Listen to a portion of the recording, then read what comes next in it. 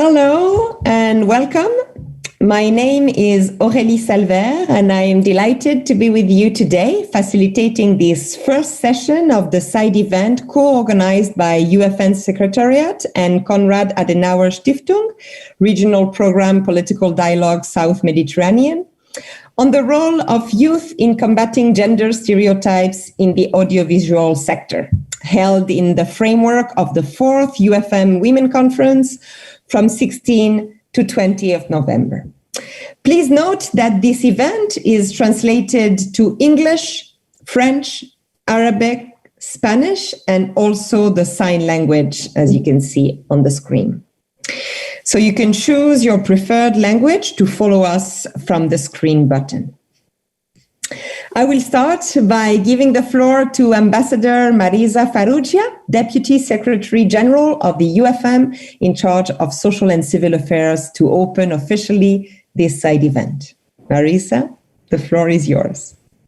Thank you. Thank you, dear Aurélie. Good morning, everybody. Dear colleagues, dear friends, dear participants. It is a great pleasure for me as Deputy Secretary General for Social and Civil Affairs to warmly welcome you all today to our online event entitled Combating Gender Stereotypes in Audiovisual Sector. I am very thankful to everybody who made this event possible and for accepting our invitation to join us and share with us your expertise and views.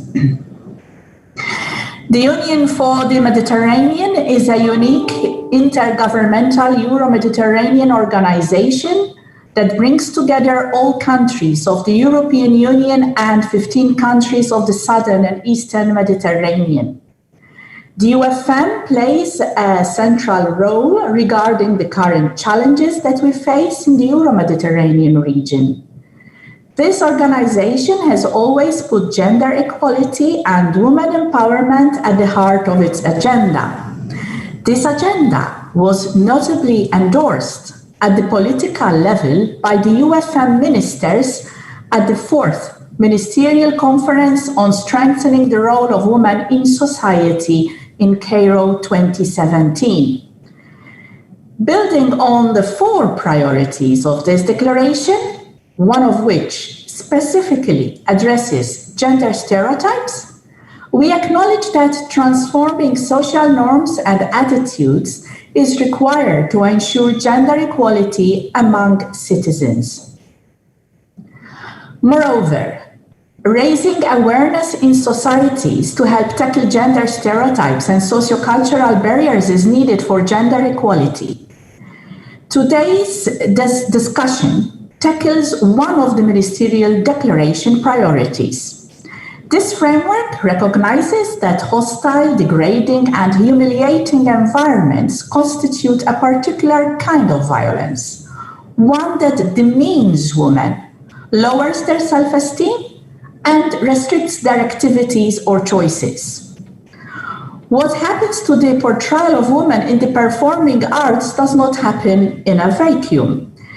It is not only peculiar to that profession that women are discriminated against on the basis of their age and their gender. It is a product of our cultural and societal values and is reflected in all aspects of that culture. Stereotypes involve generalizations about male and female identities and about appropriate roles and aspirations for women and men. Current stereotypes of man and woman not only rest on false assumptions, but also reflect and reinforce a male dominance. Cultural factors play a role in shaping and sustaining these inequalities. Dominant and widely shared attitudes and values in society influence the different status and standing of women and men, the different expectations held of men and women, and even the different choices made by men and women. Gender stereotypes and false assumptions inform these dominant and widely shared attitudes and values in a manner that contribute to significant and persistent inequalities experienced by women. Studies show that significant progress has taken place in the UfM countries in relation to women and girls' rights, and overall, gender issues have gained significant momentum. At the institutional and political level, all UfM countries express commitments to gender equality within their legislative, constitutional, and international frameworks, such as gender equality laws, setting up of public bodies together with national strategic commitments. On the regional level, women have never had as much autonomy, economic power, or political influences as they have. This is progress, but not equality. In each of these areas, there remains a stubborn gender gap, and this is what we must address. Progress has been made, but we still have a long way to go. We can only do that if we get to the heart of the matter, if we confront the fundamental causes of the disparity and discrimination that remain with us. We are all aware that the media is a powerful tool. This is where the challenge lies. On this, we need to strengthen campaigns on the dangers and opportunities and the rights and responsibilities related to the use of new media, a ban on sexism in media and advertising, and measures to encourage those industries to self-regulate, taking defined steps to promote the non-stereotypical portrayal of women and men. Artificial intelligence poses a particular challenge because the use of algorithms can transmit and reinforce stereotypes, from articles recommended for reading to the job opportunities that are brought to our attention. Artificial intelligence must not replicate the mistakes of our past. Instead, it should help ensure a future in which gender gaps are closed. A gender equality perspective in national policies, programs, and research related to AI needs to be further considered and in place together with sound educational curricula from a very young age. Gender discrimination is an abuse of human rights, and the time to end it is always now. Men have an equally crucial role in breaking down stereotypes, appreciating the benefits of shared family responsibilities, and overcoming traditional gender roles. I call upon the young generation to combat the deeply ingrained learned attitudes, norms, or prejudices that are against women, and use the media to build better citizens. I look forward to an exciting debate on this theme with key messages and recommendations that we can put forth to the UfM partners and regional policy makers. It is easy to dwell on the fact that change comes more slowly than we would like it. Action is now, and youth are the hope of bringing about the much needed change. Finally, I would be amiss if I were to fail to thank and commend our German partners, the Konrad Adenauer Stiftung, for their collaboration and support in co-organizing with us this Youth Side event. Thank you. The floor is yours.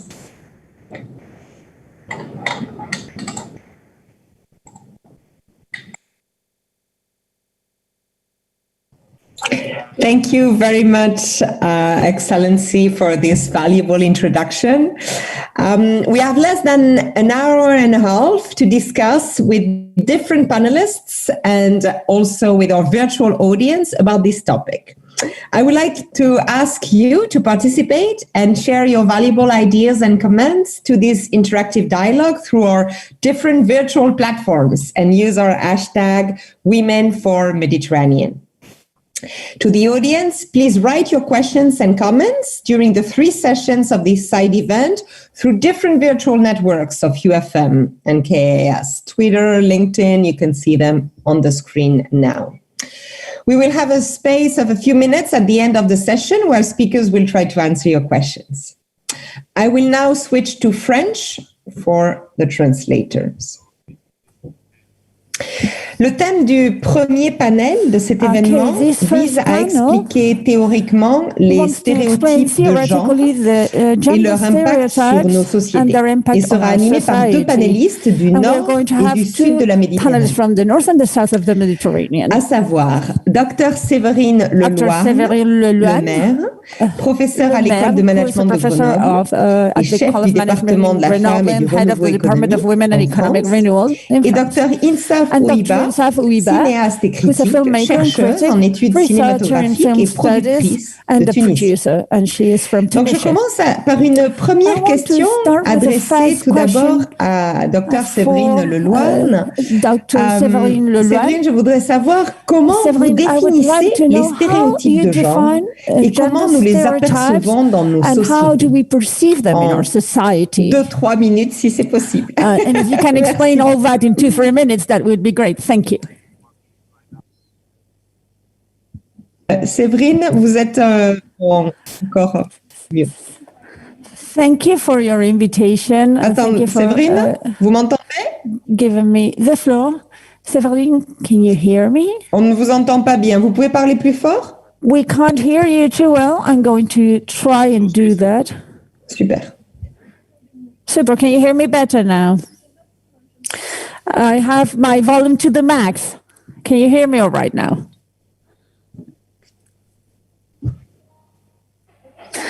Okay, thank you. Yes, very quickly. The gender stereotypes you asked about. I want to share my sociological view on these and the observation in terms of the entrepreneurial female view in the media. Stereotypes are very widespread.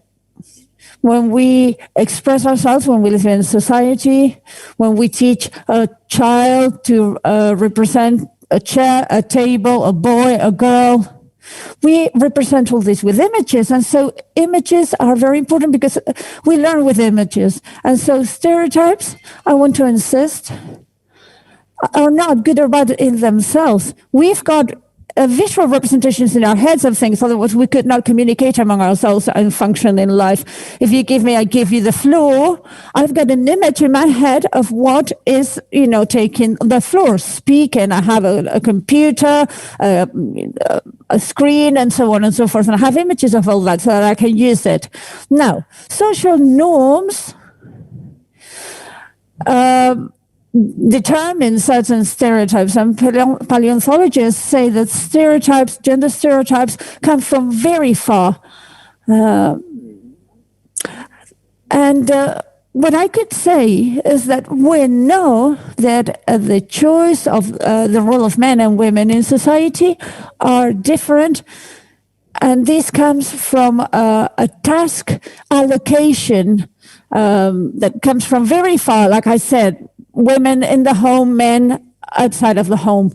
And this leads to stereotypes that are taken as a given and adopted. And the media representation, a bit in caricature terms, represents these. For instance, women are the ones who do food shopping and men are the ones who drive the family car. And we see this in the media. All these stereotypes are just phenomenon, norms that have been established unconsciously and that have been adopted. And being a committed sociologist, I'd say they've been adopted or established by men. Basically, I trust I've responded to how we come about having these stereotypes.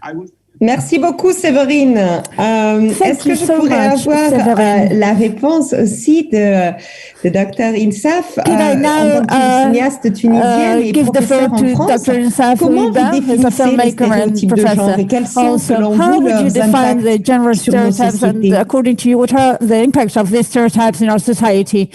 Okay, I want to start by quoting a Gamelan about cinema And he says, yes, I've been inspired by the complex brief idea of understanding society with cinema, understanding cinema in the context of society. But I was also pushed to do this by the deep fascination from when I was a child and a young adult with how cinema is much more beautiful and extraordinary than any other representation. And so this quote summarizes the importance and the place of images and the places of cinema and its impact on society, on the building of the way we look at society. Stereotypes, cliches are very many, are manifold. And because we don't have too much time, I've decided to talk about the stereotypes linked to body and sexuality, particularly female sexuality. So when we talk about the body and the sexuality of women, there are three axes we need to necessarily think about, which are the history of the gaze, the history of the mentality, and the history of censorship and classification, because that's what's really determining and impacting on the evolution, if there is an evolution, of these stereotypes. So these stereotypes, these cliches, in one and another side of the Mediterranean, we find also in cinema. And they can adopt several forms. Of course, cinema is a mirror that builds an image, sometimes deforming image of what's in reality happening. And so oftentimes, there are pre-established molds that are shown, particularly in the Arabic filmmaking context. So we have this feeling that society wants to see the perfect image and not the realistic image of itself in cinema. So when we think about body imaging and sexuality, of course, these are topics that oftentimes male filmmakers show, not particularly female filmmakers. And so the male gaze, if we talk about the physical, sexual body representing the body of society, it is a male figure. And it's sometimes the social body rather than the intimate female body that we see.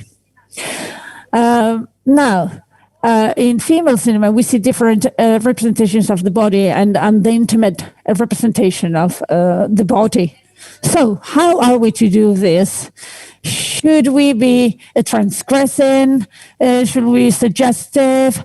Where do we draw the lines? What about the artist's freedom? Should we restrict that or not? Of course, we can't deny the importance of the commoditization of bodies in cinema, of the human body and the exhibition of the body in cinema. So if we talk about the exhibition and the commoditization, we often think about another form of image, the pornographic image.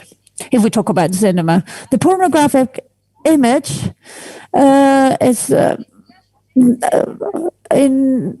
very similar to the general image, oftentimes since 2009, for instance. Why? The way we make this image, since we've been so heavily digitized, means that the consumers of those images do not go to a cinema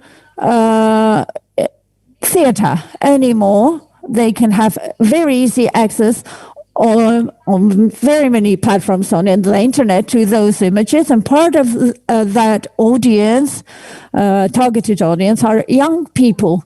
Today we talk about stereotypes in cinema, but we know very well that many studies show that young people go less and less to cinema theaters, and their experience, as Garmaran talked about, their life happens on their computers, on their tablets, on their phones, more than anywhere else. Dr. Insaf, je vais vous demander d'être assez courte parce qu'il nous reste 9 minutes et il faut qu'on aille aux solutions. Fairly, brief, if you could. Yes, I just wanted to say that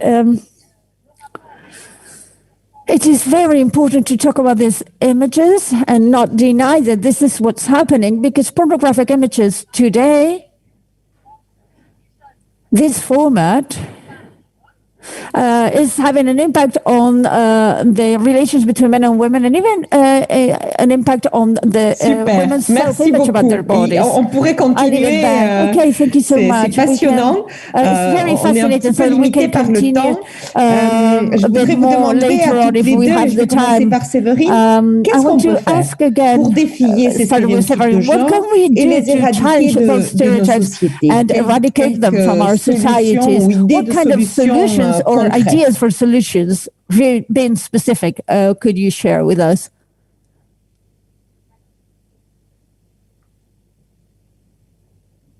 Séverine, vous êtes en muet. Séverine, you are muted. Yeah, sorry, we have a bit of a problem with the computer. Okay, in terms of solutions, we have many solutions. All experts from many disciplines think diversity is important in terms of the representation of content and in terms of the content itself. There is a report from the Ministry of Culture in France. 74% of the op-eds are signed by men. 80% of presenters for big audience programs are men. And so behind those numbers, we see very clearly that by 2020, we are far from the diversity, the representation, and in the presence of women. And so with all the funds that go into promoting entrepreneurship, only 20% go to women. So there is, again, an issue of parity, even though in the States it's even worse, only 2%. There's another point to be taken into consideration, which is how men and women are different biologically, obviously, in terms of their chromosomes and everything.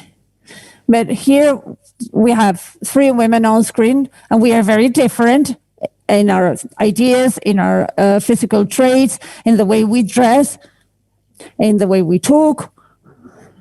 And the idea is to show the diversity of women also. Of course, there could be some moments who want to have the right to vindicate the Golden Girls image. But the more we represent diversity, Absolument. Merci beaucoup, Séverine. UfM, pareil, solution, d'autant plus qu'on commence à avoir des questions du public sur l'idée que les stéréotypes avec l'âge digital deviennent vraiment très présents, notamment avec le fait que les jeunes ont accès à des images très sexualisées. Qu'est-ce qu'on peut faire pour ça? Et avec des chaînes comme TikTok, Instagram, on a vraiment des choses complètement visuelles. Comment on peut faire en fait pour que les jeunes femmes aussi apprennent à avoir de la valeur? Learn about the value of themselves, sorry, beyond their physical appearance. I agree with what Séverine has said about the diversity of men and women. If we think about females, the female body, both sides of the Mediterranean, we are in a good place. We have never talked so much about this in a sense, but there is a problem. Usually, we have access to images. We can see everything. Everything's permitted on the internet. And so today, more than ever, we ask questions. There is a real problem between what is available to people and what people make of it. And this is why it's important to educate on how to deal with images. And in all countries, we need to do this. We haven't realized fully that accompanying, educating about images has to be done from a very early age, from the infant age in order to be able to decode correctly images. Because what's dangerous today is that images are no longer a collective experience, which could be, but often these images are an individual experience, or receivers are on their own and try with their own tools to explain to themselves the images they are perceiving. And that's where the danger is. The danger of consuming in social media a number of images, pedagogical, educational, and of other types, which may be dangerous even for women themselves. Thank you so much, Insaf. Séverine, you wanted to add something? No, absolutely. I'm very much in agreement with what's being said. Education from a very early age is very important. From a very early age, it's so important to do this, because then there is social choices. But when we educate with regards to images, we are establishing how we consider an image to be good or bad. And there are societal choices that sometimes are not respected, or these choices need to go rather towards the eradication of discriminatory views. And we need to also explain to children that images are not necessarily reality. They're not necessarily what you see on an image is what women look like and dress like. And so this opens the political logic of how to educate. And there is even the temptation or attempts to manipulate. We also need to question both the attitudes of men and women. Also, there are images that show men that they are to behave in a certain way. And so the role of men and the representation of men and women are impacted, both. Absolutely. Thank you so much, Séverine. I would love to ask you to, in 2 minutes, to wrap it up, each of you to both Séverine and Insaf, to go back to the issue of social media, TikTok, Instagram, and all that. And I'll give you a couple of minutes to give me your final message. Any recommendation you may have, particularly for young people in terms of stereotypes? Insaf, if you want to start. Okay, so I believe that it is time to start looking much closer the social networks and to start raise awareness among the moderators of these social networks in order for them to understand the violence that is just that is exercised against women. There is work that we have to do. I don't know how we can just do this.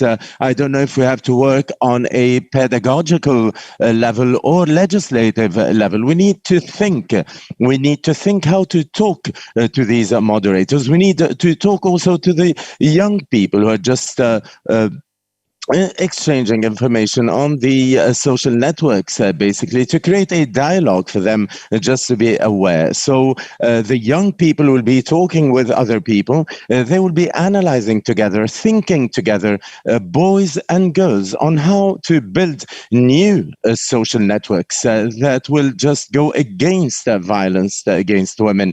Because when we usually talk about the violence against women, everybody agrees that we have to stop it. But many times, we are not just aware of the fact that we are just exercising this violence, and the young people are exercising it through the images. Thank you so much, Insaf. And now, Séverine, I will give you the floor. Well, I want to remind you that a stereotype is just a normal thing. It is something that basically helps us to communicate. But, you know, the image can allow us to have a diversity of representations. So diversity of women, this is very important. There is not just one type of women. And secondly, we cannot represent women and just think about stereotypes related to women without thinking in an egalitarian manner, the representation of men and the diversity of men also, because men are diverse. Well, thank you to both of you for these beautiful ideas and suggestions.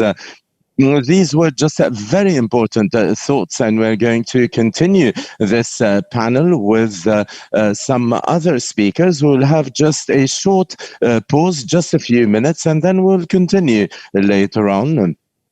Abdel Kader, who is a senior advisor for the Union for the Mediterranean. He's in charge of youth, and he is going to join us. This was this is the work of Blanche Elise. Basically, you know, her drawings are just absolutely magnificent, and she tries to summarize everything that was said. And then we are going to give you just a couple minutes, and then we will come back.